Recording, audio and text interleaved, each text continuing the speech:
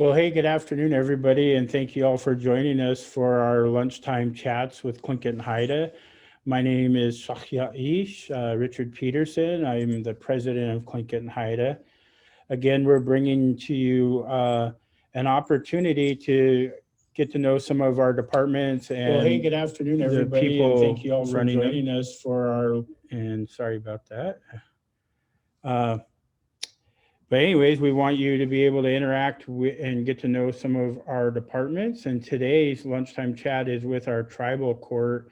I'm really excited to be joined today by Francis Andrews, our tribal court administrator, and Ashley Hunt, who works with some of our wellness programs in our tribal court. Go ahead and introduce yourselves, Fran. Good afternoon. My name is Francis Andrews. I am the court administrator for Central Council. I oversee the trial courts, the appellate courts, and a number of the programs that Tlingit Haida has under its judicial system. Ashley? Good afternoon. My name is Ashley Hunt. I'm the wellness court coordinator for tribal court, and I've worked with the tribe on and off over the years, usually in child welfare, but I've started working with tribal court last February, so we're coming up on a year. And yeah, thank you for having us. I'm excited to be here. Great, thank you.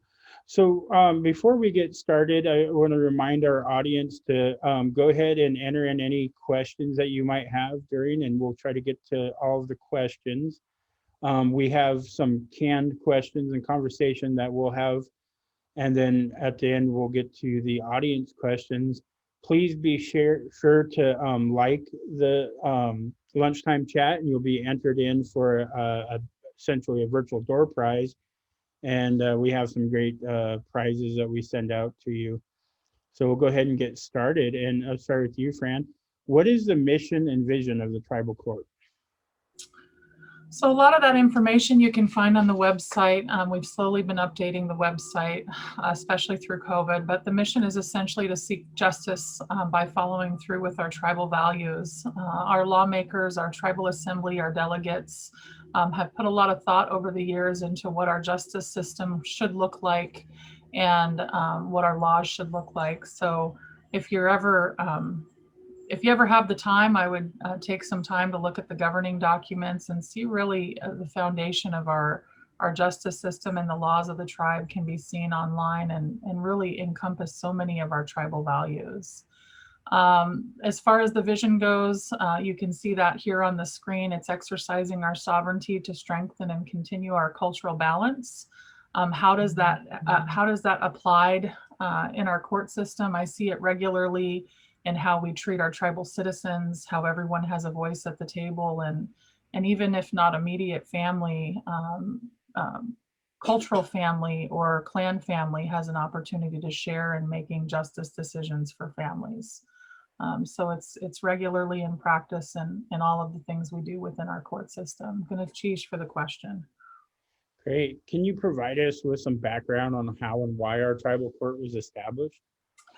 Thank you. So I've only been with the tribe for 3 years, so in person I can't say that I can share and having had a seat at the table, but I do know that our justice system, or our separate branch of government, was formed through our Constitution. It was formed as a separate branch of government, but work very closely with the tribe in making sure that we're providing the best services to our citizens. Another area you can find some background on the tribal court is in Title VI, which is on our online and is under governing documents. But some very basic narrative on the background of the court system. In 2007, Tlingit Haida established a child support court system to provide an avenue for child support orders to be determined with judicial oversight. Through the establishment of the child support court, the tribe, through actions of Chief Justice Dolores Cadiente and former presiding judge Deborah Oguera, as well as some other very long-serving tribal citizens, decided that we needed to grow the court system to provide an avenue for justice-related issues in the area of child custody, protective proceedings. So you can see that in 2013, we had our first family case. And then moving into 2015, we started hearing domestic violence protective order disputes. We now have a number of case types that we hear at the trial court level, and of course can be moved up to the Supreme Court if there's a dispute as to whether or not that trial court order stands. And I think we'll get into the case types a little bit later, but it's my understanding that 2007 is when we heard our first case. Chief. Great, thanks, Fran. Tlingit Haida's tribal court has subject matter jurisdiction over a large range of civil and criminal issues. What kind of judicial services does tribal court offer? Thank you. So when we say judicial services, it always makes me feel real funny, but it's more of an avenue for people to bring forward their cases. It's a very impartial avenue. We have our trial court that hears adoptions. We hear child custody cases, of course, back to that original case type, the child support, paternity. We hear child welfare cases, as well as divorce, domestic violence, guardianships for youth, as well as we're now exploring juvenile diversions. So youth that are coming into the criminal justice system on the state side will be diverting into the tribal court system for wellness court diversion. The trial court or the tribal court system also issues marriage applications and hosts marriage ceremonies and issues those marriage certificates. And this year we anticipate serving folks under an adult wellness court diversion program as well. Great. Well, the tribal court has seen a tremendous amount of growth over the last few years. Can you talk about the organizational structure of the tribal court in terms of the role of the Chief Justice, our magistrate, trial judges, and the Judiciary Committee? Sheesh, thank you. So I look at this and I'm smiling. When I first started with Tlingit Haida in 2017, this little right organizational chart figure where it says trial court is all that we had that existed. And so without taking up too much time during today's presentation, I'll start a little bit about, and I'll start with our Chief Justice or our Chief Judges. So in our Constitution, we have an appellate court that is the Supreme Court. If and when you have our trial court, judges make a determination that needs to be appealed or the parties would like to appeal, that'll get elevated to our Supreme Court. And that's composed of a Chief Justice. Our current Chief Justice is Lisa Lang Keeljus of Heidelberg. She formerly served as an Associate Justice and has been doing work with the court system for the last 4 years. Under that structure, it's an elected position. So our Chief Justice serves on 4-year terms. Her term began in 2020 and will run through 2024. We also have 2 Associate Justices currently serving, our Aurora Lair, who has a long history working with Tlingit Haida in our judiciary, as well as newly appointed Associate Justice Cheryl Demert Fairbanks. I do know there was a press release or an article in this annual or this quarterly report, so you can read a little bit about that there. Other areas that you can see under the structure of the Tlingit Haida court system is our trial court. Under our trial court, we have a full-time magistrate judge, Trinidad Contreras, who joined the tribe in 2018, has a significant background working in state law as well as tribal law, graduated from University in California and did some significant work in DC as well as work in Fairbanks and in Juneau for the city and borough. His staff support is our clerk of the court, a deputy clerk of the court, and a full-time admin clerk. Our trial court, and I have to share this and we'll get to it on another slide, had over 408 hearings in 2020, which is a significant increase from 2019. I think that's really important to share with folks because while we recognize that COVID was a very a tough situation for us to work through, it didn't slow our trial court staff down. So I really want to recognize and thank our trial court staff for the work that they've done. during such a trying time. We also have court administration, which is my office, supported by 2 staff, one that works under tribal court development and education. She does a lot of community outreach in Southeast, as well as in Anchorage, Seattle, and San Francisco. Her name is Amanda. Her name is Amanda Smith. She's been with the courts as long as I have. We also have Connor Ulmer, who's just an amazing admin assistant who supports my office as well as our trial court judges. All of the new growth includes the court administration, our wellness court, which is Ashley Hunt.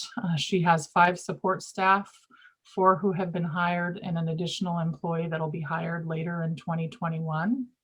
We're really excited about that, and we'll hear more information on her programs later today. We have our victim services, which is an initiative that began in 2018, which is almost halfway through planning, and will provide victim services to folks in Southeast and some of the regions in Southeast, as well as under a new funding matrix, should be providing citizens with victim services supports no matter where they're at within the next 12 to 18 months. The tribal court is also supported, and I should have started from the very beginning, by the Judiciary Committee. Our Judiciary Committee guides the tribe in making determinations or recommendations on who is the best recommended person for appointment to a judicial officer position. They guide us as we grow in size, and they guide us with policies, procedures, and really support my office significantly. You can see on the list here, we have Donna Ray James of San Francisco. She's our newly appointed chair. We have Eva Rowan from Qulock, James Hart from Haines, former President Bill Martin of Juneau, Carrie Dodson of Ketchikan, Pat Alexander of Sitka, and Tasha Hotch of Anchorage. Our Judiciary Committee meets typically 3 to 4 times a year, and they give us, like I said, guidance on a lot of judicial area topics. This office, the Court Administration Office, also supports our Vawa Task Force. Our Vawa Task Force was created by resolution in 2018. Our co-chairs are Pat Alexander of Sitka and Vice President Catherine Edwards of Seattle. The Vawa Task Force typically meets monthly and takes a subsistence break in the summer, and they review items related to missing and murdered, as well as missing persons, violence against women, and they take closer look at our code and other research items to make recommendations to the Judiciary Committee. I know it's a lot, and I appreciate the time to share it, but I think it's very valuable to know who you have working for you in your tribal court justice system. Chish. Absolutely. It is a lot of information, but I couldn't agree with you more. We're very fortunate, I think, to have such a robust staff and our Chief Justice and our associate judges to our committees. They commit a tremendous amount of time, and they bring a lot of experience and expertise to really raise the bar. So excited about that. Fran, I know you might not have all the data quite yet in terms of last year. Can you give us an idea on the number and type of cases the tribal court has processed? Absolutely. So I was able to put together some information for communications right before today's meeting. In 2020, our case numbers filed stayed about the same as they were in 2019. So I think we had about 158 new cases filed. But when you consider the case counts, you really have to look at all of the prior years. So we have cases from 2007 all the way through present day. So that's 14 years of cases. And just because a case was filed 14 years ago, if the child involved in the case is still a minor, that's still an open case in our court. So one of the counts that we really like to look to is that we have over 1,900 active cases through the trial court system, which is pretty significant for the number of judges and staff that we have. So I won't go through all of the numbers here. You can see the numbers. I mentioned it just a few minutes ago. I think it's significant to report that the hearings held were 407. Many of those hearings beginning in February were held via a platform called GoToMeeting. So we still continue to be a court of record. Parties are provided login information to call into their hearings, where we'll have the judicial officer as well as the clerk of the court that records those hearings. A new item that we have begun tracking in 2020 was the number of pleadings received. And that you can see is over 1,400 pleadings received. I think that's significant, not only for our citizens to see, but I think it's significant for partners and other organizations to see, because each one of those pleadings represents a piece of paper or a document that comes through our court system, where it's touched by our clerk of the court, our admin clerk, it goes to the judicial officers. If it's a motion, it has to go through the motion practice. And so you can see by that number in itself that our staff is extremely busy working on the trial court side. So our tribal court system is designed to provide culturally responsive justice. How is this different from the state of Alaska's court system?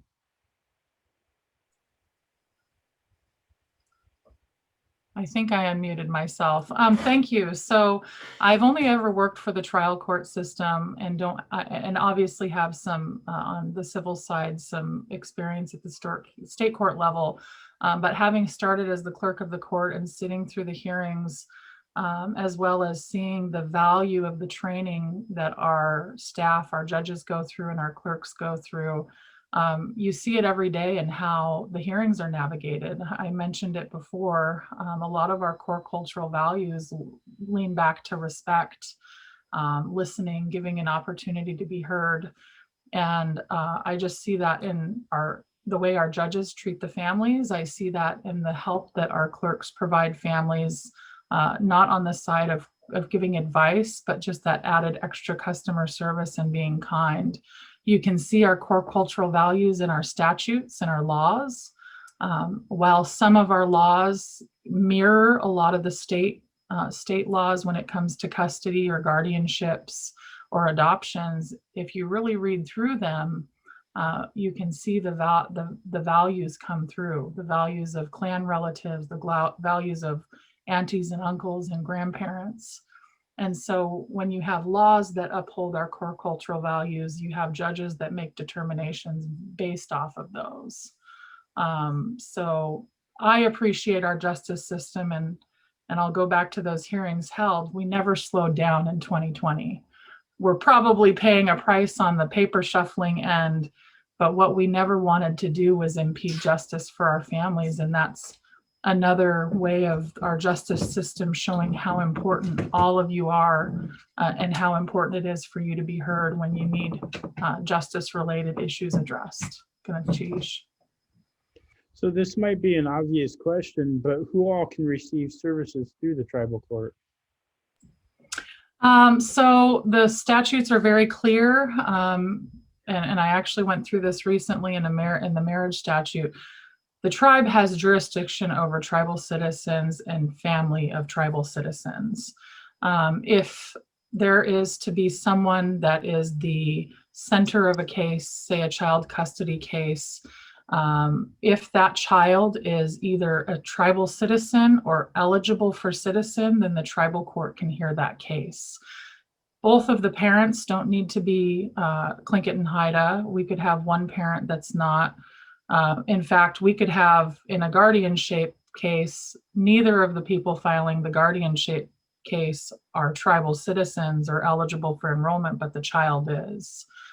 So jurisdiction can be very, I don't want to say confusing. It can get interesting, but as long as one person in that case is affiliated with Tlingit Haida, our trial court can hear the case. And if you don't know, file the petition and the judges will make the determination.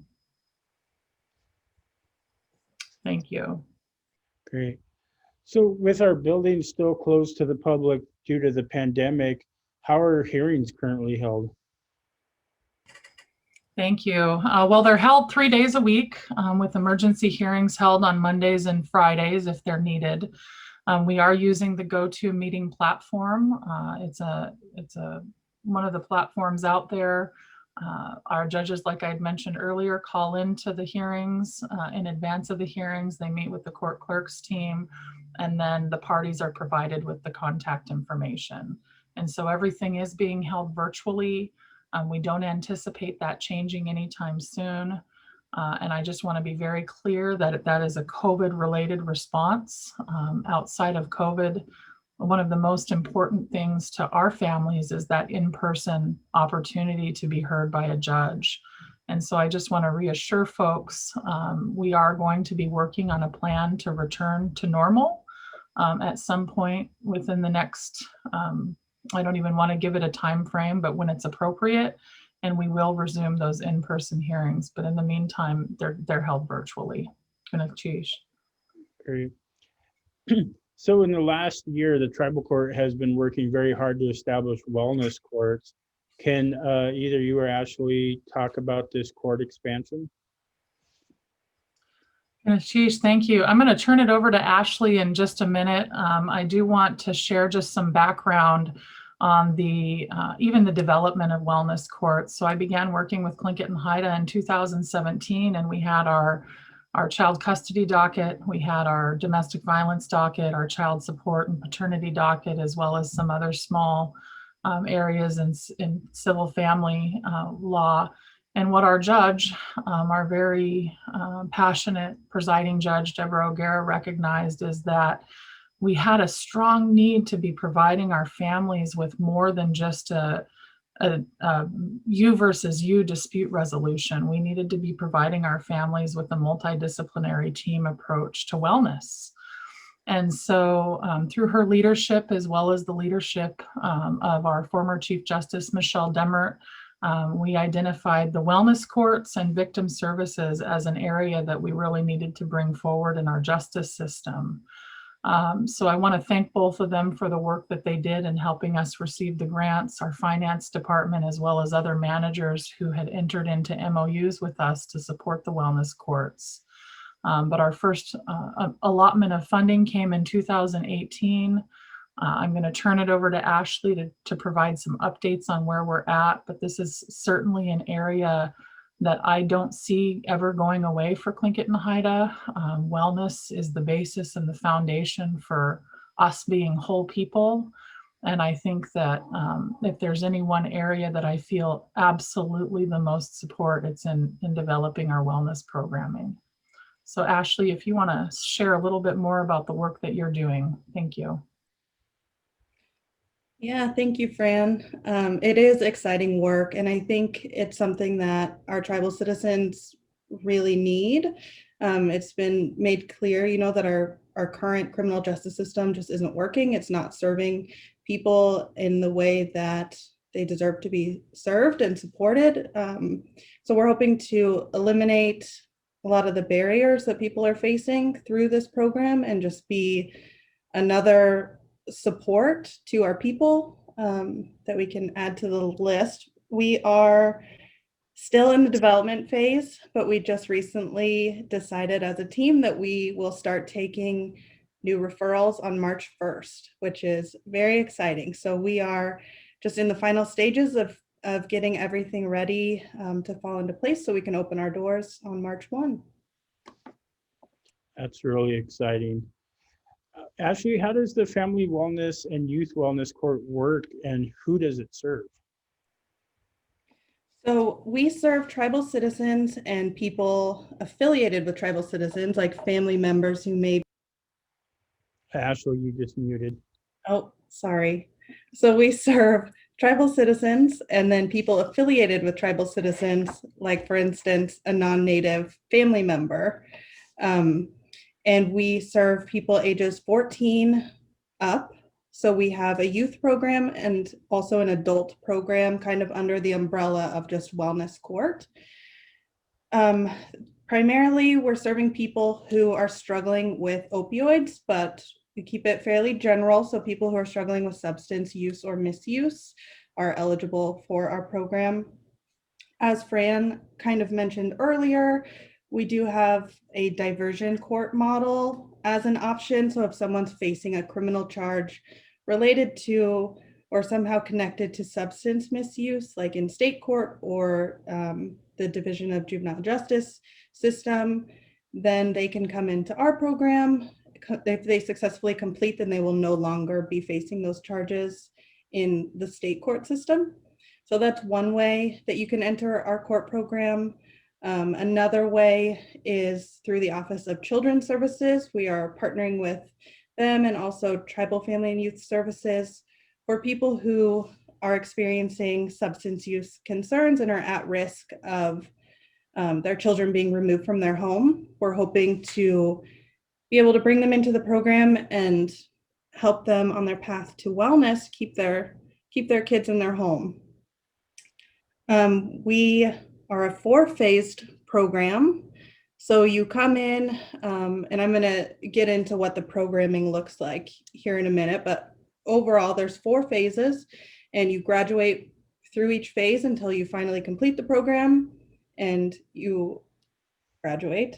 So we provide intensive case management, treatment, and court oversight. And like I said, our effort is to eliminate those barriers that are keeping people coming through the criminal justice system. So that might be like substance use or housing concerns or mental or physical health issues. And our case manager will be there to help create some goals and focus the wellness journey and just start tackling those barriers one at a time. Then our participants will work with a clinician doing individual therapy as well as group work. And they will see the judge on a weekly basis. So there's a lot of court oversight. It's a really time-intensive program. We've got regular drug testing, regular meetings with your wellness team, which is the caseworker, your clinician, the specialist. And yeah, our goal is to just help people be well and help them stop this cycle of going into jail and then just coming back out the other side and going right back in. So we're trying to reduce recidivism and keep people well. And President Peterson, if now is appropriate, I'd like to just add a few things on the wellness court. Is now a good time? Yeah, thank you. I'm so terrible at interrupting. Something else I really want to emphasize that we've seen at the end of 2020 and beginning of 2021 is under our wellness court initiative, we've had an opportunity to partner with internal tribal departments. So I want to recognize really quickly Tribal Family Youth Services for being involved in this conversation as far as providing clinical services.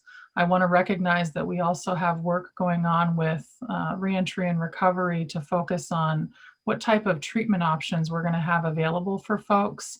And I want to maybe reframe the focus that we have on the wellness court. And it's not to completely eliminate some of the things that we're struggling with. And maybe normalize isn't the right word to describe it, but it's to have those conversations with our citizens and engage in a safe space where they know some of the substance misuse and use, it's normal. It's part of what we've been dealing with for a long time now. And so when folks enter into the wellness courts, while there's going to be judicial oversight, there's also going to be strong support from the wellness team to hold you up, to hold folks up and recognize we're not all perfect. And so this is a very near and dear to my heart initiative. And like I mentioned earlier, it's one of the initiatives that we have had such a strong support from the entire tribe on, that I feel very positive about it and really encourage folks to continue to follow the work we're doing in this area and reach out to us if there's ever a time that you want to provide us feedback as we establish what wellness looks like for our tribe. going to change. Thank you, President Peterson. Thanks. Ashley, what are peace circles and how does it apply to the wellness court? Yeah, so the whole setup of our wellness court is very different from what you imagine when you think of the traditional Western court system where the judge, sits up on the stand and then you have people on each side, the prosecution and the defense. We wanted to eliminate all of that. So we use peace circles where everyone sits in a literal circle in chairs on the same level. So that includes the judge, the participant, your wellness team, everyone's there. And it's just a focus on what happened, why did it happen, and how can we move forward? And so doing that, we hope to make people more comfortable. I think it's a healthier structure than what people are used to. And it focuses on victim reconciliation, offender responsibility, and overall community healing. So it's set up sort of like a talking circle. People just take turns talking, everyone gets a chance to share, and things aren't typically resolved in just one circle. It's usually a series of circles, but it's just a way of practicing restorative justice in a way that feels better for our tribal citizens. So do we work with other communities, and are we developing this to be a part of our court to work with other communities? Did you want me to tackle that one, Ashley? So I think from the court's perspective, everything that we do here in Juneau, the goal is always to expand into other communities. I appreciate COVID because it's really forced us to say, hey, we can do this digitally. So the answer in short form is yes. The intention is to work with other communities. Unfortunately, beginning in March, we are working locally to establish what it looks like to have a wellness court here in Juneau. But it's certainly a model through our Tribal Court Development Initiative that we'd like to share with other tribes in Southeast. We feel strongly that the work input on this end should be shared regionally, and who knows, even in Anchorage, Seattle, or San Francisco. The beauty about peace circles is it's something that can be trained, and regardless of whether or not you have a active court system, if you have the right facilitators willing to put in the work in the communities, it can be done. So short answer, yes, it's going to take some time, but through our court system, we work very hard to serve all of our citizens. Thank you. Great. So Fran, moving on to victim services, that's another area of service the tribal court has developed. Can you share more information on these services? Absolutely. So this slide, I failed to provide some updates.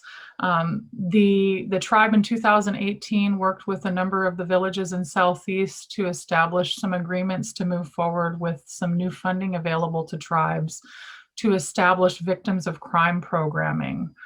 Victims of crime programming, what does that mean? We recognize that our people are often faced with some of the highest numbers of victimization across the nation. And we very fully recognize it's very difficult to navigate the state system. It's very difficult to navigate the state system when you're in rural Alaska. And so Tlingit Haida is working with our coordinator, Cecilia Westman, to establish victim services, not only for Juneau, Angoon, Hoonah, Klawock, Kasan, Saxman, and Craig, but with new funding received in 2020, based on our tribal enrollment numbers, we are now working to serve citizens no matter where they're at. So we're in program development, hope to have our offices open and serving families within the first quarter of 2021. But I would encourage folks, if you have any victimization issues or needs, we have an email. It's advocate@ccthita-nsn.gov. Please email us. We have full-time staff now, and I don't want to leave folks without an opportunity to reach out for help. There will be emergency resources available, and there are. So if you have a family member that's the victim of crime that needs to relocate and they're a tribal citizen with proof of enrollment, we can work to get them from one community to another. We have emergency funding for clothing. If you're moving into an apartment and you are recovering from a long or any term abusive relationship, we can help you with furniture and other items. We do have a form for this type of a request, and just go through that. We would recommend you go through that process. I do see we did bullet point it here that we'll be expanding it for all victims of crime that are tribal citizens. So again, no limit on where you're at. It just doesn't hurt to ask, and we'll work through that process.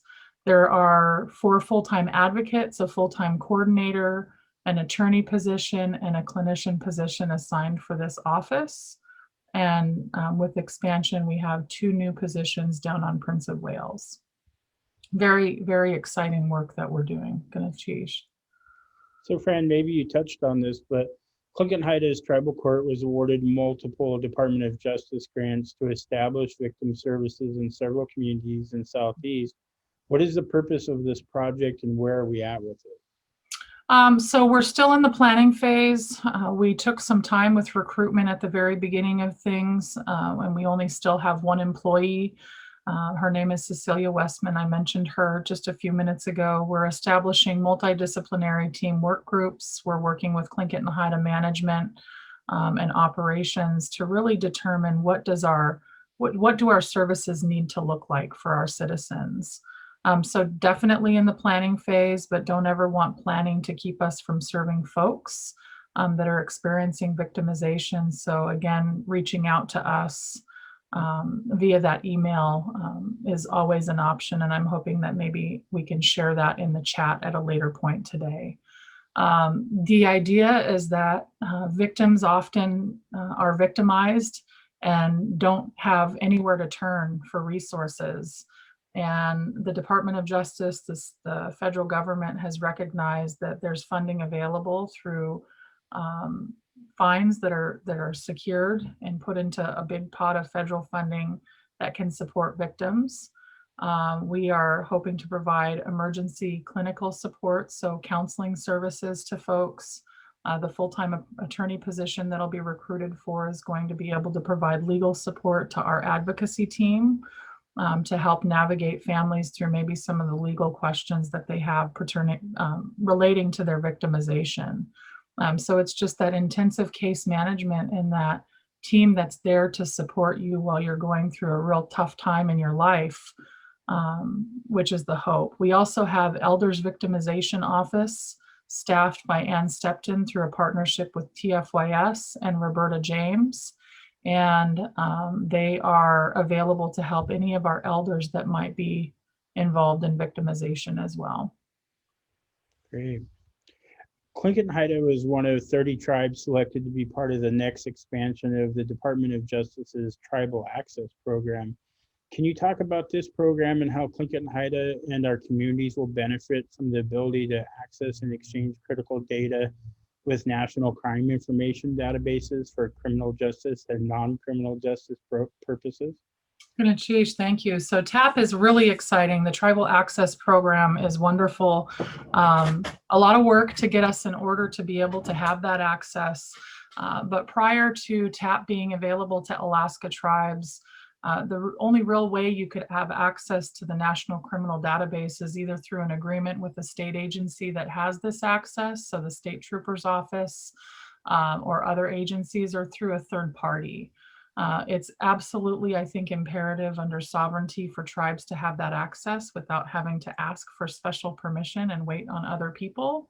And so the value of Tlingit Haida having TAP access is that, one, we can enter our protective orders directly into the criminal justice system if and when a party makes that request. We also have access to 4 of the nation's databases to do background checks for foster care placement, as well as driver's license searches in our tribal child support cases, which helps enforcement of child support orders, which I think is critical as we look to taking care of our smallest tribal citizens and their needs. And I mean, there's so many reasons why it's important for a tribe to have that direct access. And just a quick project update with COVID, implementation has been delayed to later on in 2021, but we do have a number of staff that have gone through the training and are prepared to start using the system. That's awesome. Mhm. So Tlingit Haida's tribal court provides technical assistance to other tribes. Can you talk about why it's important to help build tribal court capacity in our region? Absolutely. I think that the value isn't just in having seen what Tlingit Haida has been able to do with our own tribal justice system. You've seen earlier on in the presentation that our justice system is based on our cultural values. The value in having that available throughout the region to citizens in their own villages is critical, because while Tlingit Haida is the regional tribe, another village's values, while they may stand up within our own framework, there's more to the community in which you live in. And so sovereignty and establishing your laws that pertain to your families and making decisions about your families with your own values is so important. And that's one for me, and I think maybe that's a little bit of a personal opinion. But the second, which is founded in access, is access to justice. When you go into our smaller villages, you are subject to going into Juneau or Sitka or Ketchikan for court.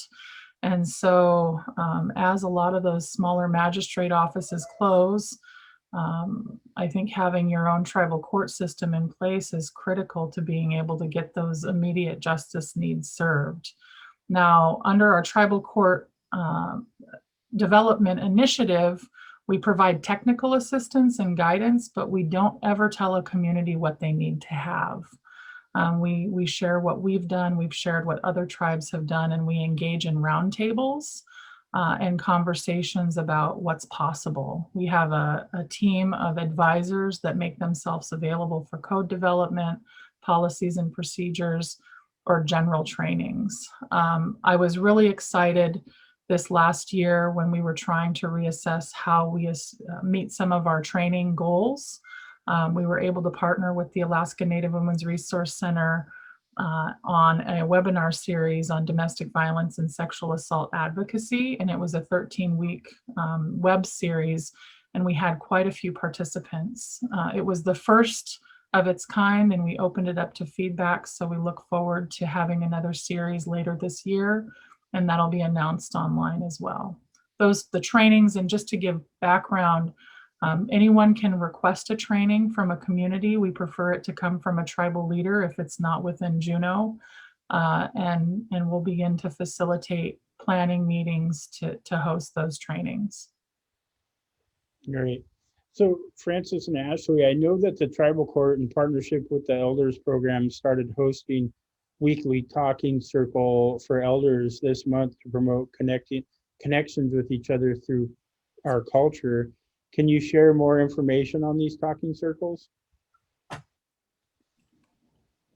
Yeah, of course.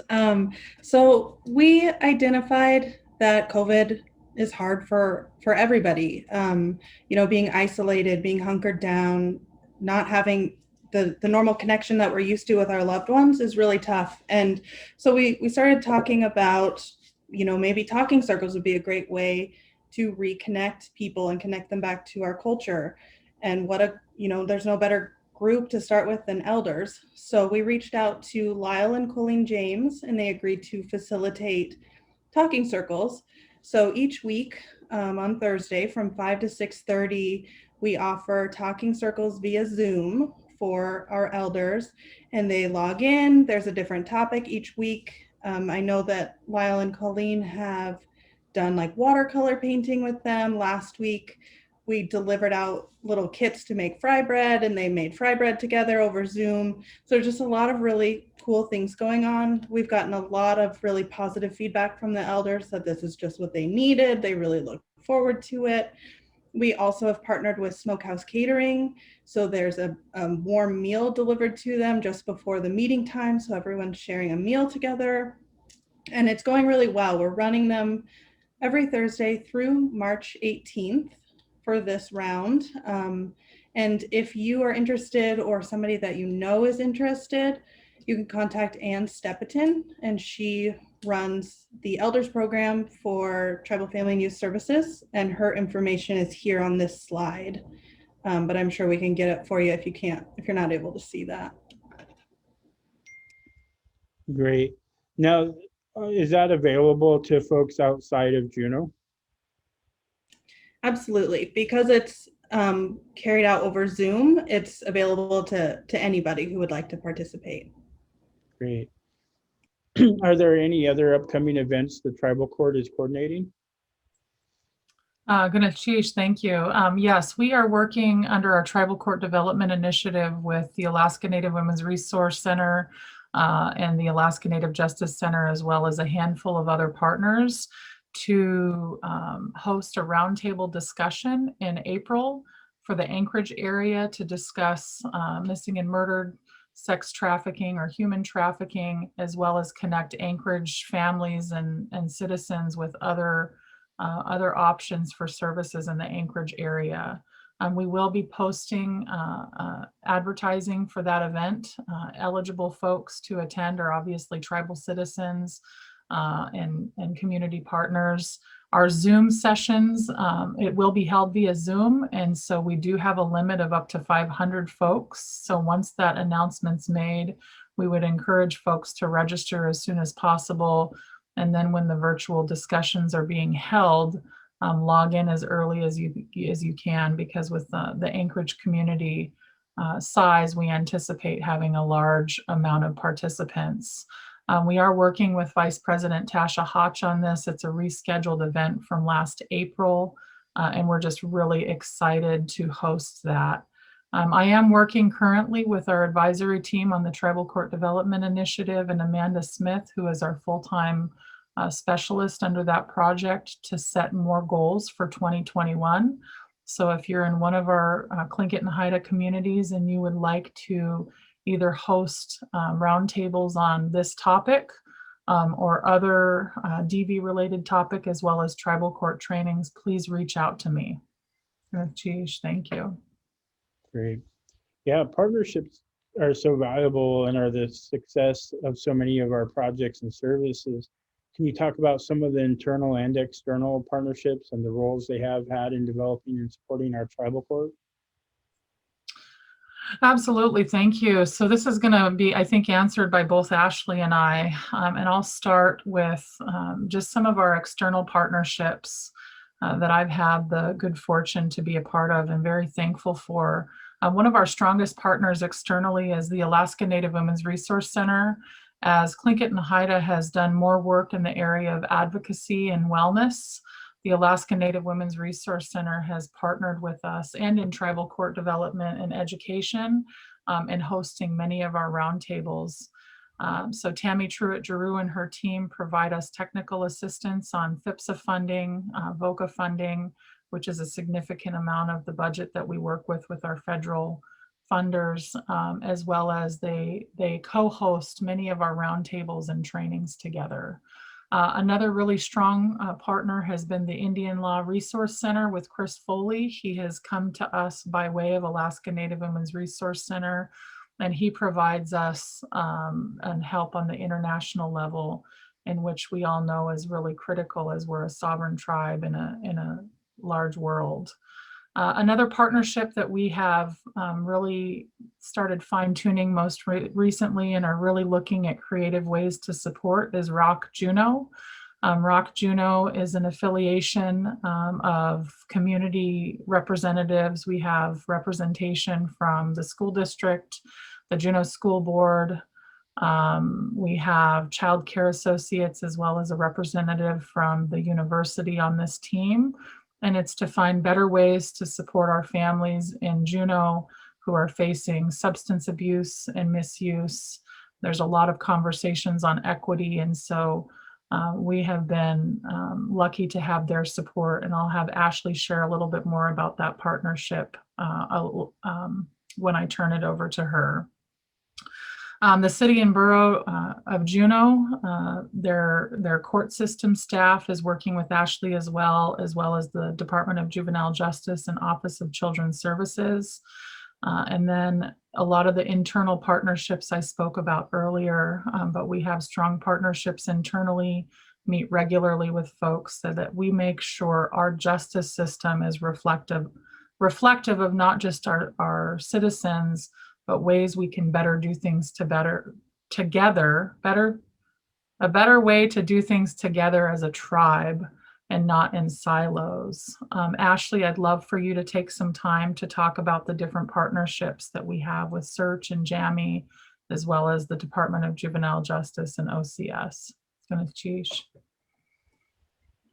Yeah, thank you, Fran. So just speaking for the Wellness Court now, we have an advisory team, which is made up of most of the people here on this slide, a representative from each of the agencies, I should say. And we meet monthly, and the purpose of that advisory team is just to really guide our Wellness Court development. And we want to make sure that we're serving clients in the best way possible, that we're using our grant funds in the most effective way that we can. And more importantly, that we're not duplicating services that are already happening in the community. A lot of us are serving mutual clients. And so it just allows for time where we can all come to the table and say, you know, what can we really make this program? What do we need it to be? So we have all of these wonderful people who take time out of their busy schedules to help guide and support our Wellness Court, which we are just very grateful for. And Fran mentioned Rock Juneau. I just wanted to touch on that a little bit. We have a representative from our Wellness Court who also sits in one of their groups, which they just changed the name of. It's now Juneau Substance Use Prevention, Reduction, and Recovery. They go by J Super now. And so we attend those monthly meetings with them, with just the overall goal of working on this substance use issue that Juneau has been facing consistently, and just hoping to help support people who are going through that struggle. And Janae Buckmeyer, who's a member of the Wellness Court team, her and I, we facilitated a sponsorship of a week of kindness that Rock Juneau was putting on. And so that entailed just a donation to their team. And then also we did a Facebook Live talking about our program and why it's so important to be kind to each other and hold each other up, especially now during COVID.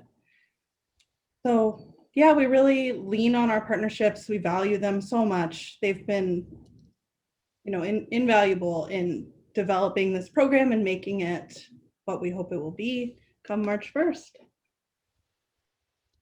Yeah, it's really exciting. Fran, can you tell us where people can find Tlingit Haida's tribal court calendar for upcoming trial and appellate court hearings?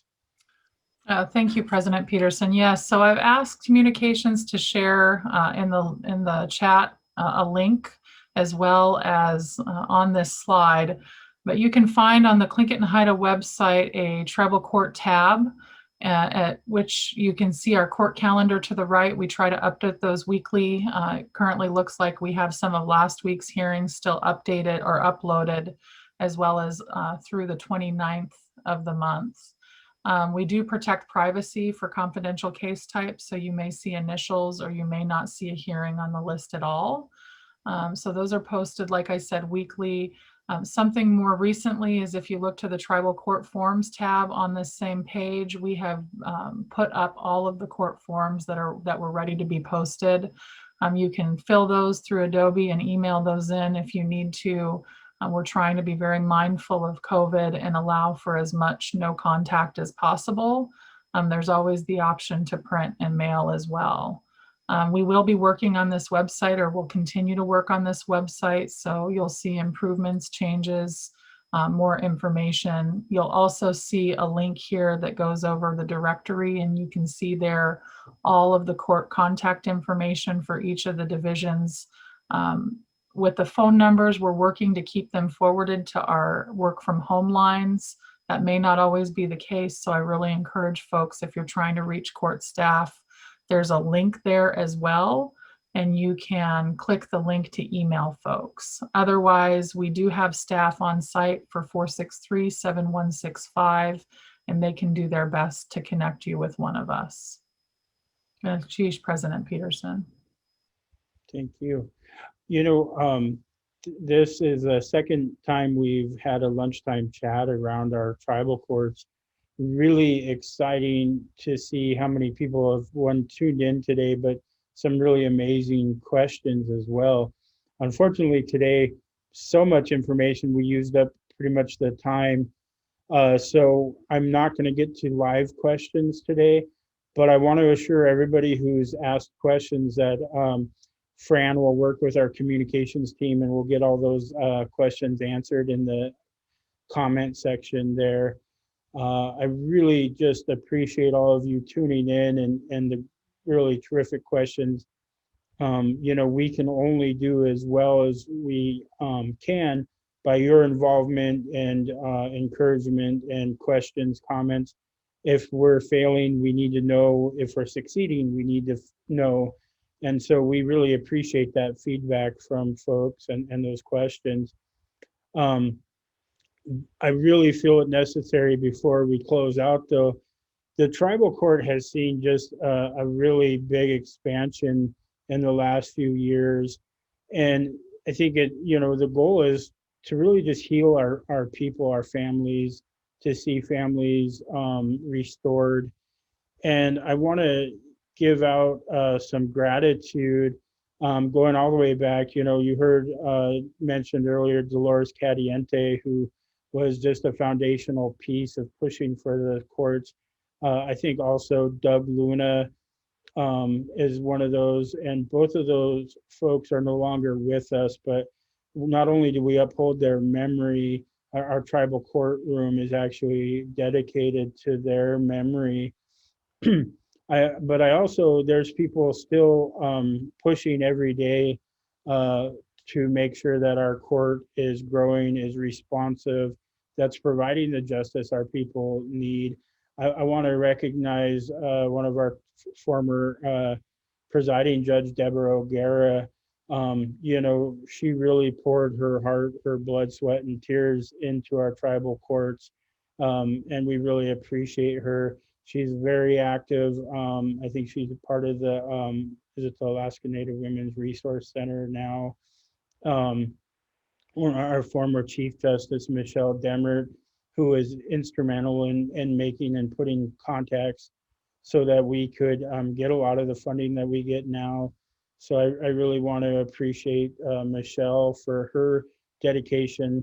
She's very passionate about justice for our people and put a lot of effort and time into this. Vice President Will Micklin was very instrumental in the early days of drafting and putting together what our tribal court would look like. And as that continues to evolve, we appreciate him. You know, we have our Vawa task force co-chaired by Vice President Catherine Edwards and Pat Alexander. They've been tireless advocates. They've testified at hearings, different conferences, and we appreciate that so much. Our newly elected Chief Justice, Lisa Kaljus Lang from Heidelberg, has been an associate judge, along with Associate Judge Aurora Lair. They've put in so much, again, to growing our tribal courts, to working to make sure that it's reflective of the needs today. I want to thank them for that. Our Judiciary Committee, who works so hard, and we just appreciate all the work. And this does not happen by any one person. It takes a real team, and it's really come together, and it's certainly not without its hiccups and issues. But again, I'm tremendously proud of where we are today. And without all of these people that I'd mentioned, you know, we would have never gotten to where we're at. And we know we have even further to go. But, you know, really excited about that. One of my dear friends who's no longer with us, Ernie Hillman, was a lifelong delegate to Tlingit Haida. and provided so much guidance and expertise. And we want to thank him and his memory. And again, there's probably so many I'm forgetting, but this has been a true labor of passion, love, and commitment to our tribe and our tribal citizens by all these people that they deserve so much gratitude for where we're at. And, you know, a lot of work continues going into it. And I want to welcome aboard our new Judiciary Chair, Donna Ray James, as well as our new Associate Judge, Cheryl Fairbanks. You know, they're all going to work collectively to keep moving this dream and mission forward. So with that, before we close out, we do have our door prize winners. And this week's winners are Michelle Ward of our Hydro Flask and Shatara Boxley, one of Boxley Farm Line t-shirt. If both of you can message us with your contact information, we'll get those mailed out right away. Again, we'll do our very best to make sure that the answers that we weren't able to take live do get answered. So please follow the chat from this lunchtime chat today. And again, want to thank all of our sponsors. A special thank you to our panel today, Francis Andrews, our tribal court administrator, and Ashley Hunt, our wellness court coordinator. Thank you both so much. Appreciate all of you that you do, and you provided just a tremendous amount of information today. Kanak Hawa. Just a reminder for folks, tune in next week, and just be well. Thank you.